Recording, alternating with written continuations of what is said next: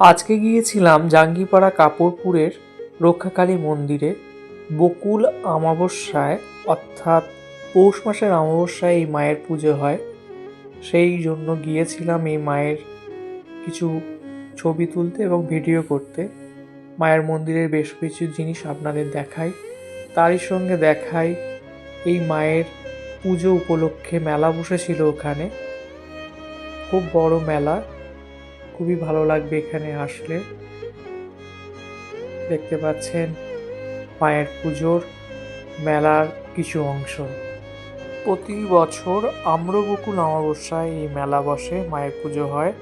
সারা বছরই মায়ের মূর্তি থাকে মন্দিরে, খুবই ভালো দেখতে লাগবে এবং এটি রক্ষাকালী মায়ের মন্দির। সকলে আসবেন। আমি আমার বন্ধুদের সঙ্গে এসেছিলাম এই মায়ের দর্শন নিতে। জয় মা রক্ষাকালী মা।